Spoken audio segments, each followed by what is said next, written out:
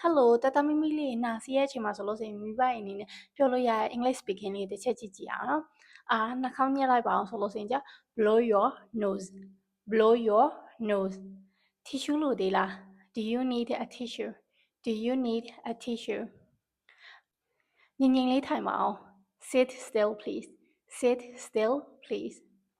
ခါလေးမမတ်ထိုင်ပါအောင်ဆိုလို့ဆိုရင်Sit up straight Sit up straight ပဲဖြစ်ပါတယ်အိတ်ချင်နေပြီလား Are you sleepy Are you sleepy ရေတငုံလောက်တောက်လိုက်ပါအောင်ဆိုလို့ဆိုရင်Take a sip of water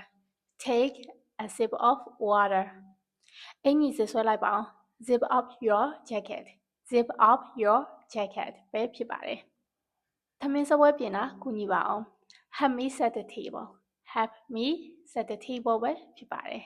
ဒီဗီဒီယိုလေးအားလုံးအတွက်အသုံးဝင်မယ်လို့မျှော်လင့်ပါတယ်အကယ်၍အသုံးဝင်ခဲ့ရဆိုလို့ဆိုရင်ဟန်နာကို comment မှာတစ်ချက် yes လို့မှန်းခဲ့ပြီပေါ့နော်နောက်ထပ်ဗီဒီယိုလေးရလို့စရင်လည်းပြန်လည်ဆုံတွေ့ကြမယ်နော် bye bye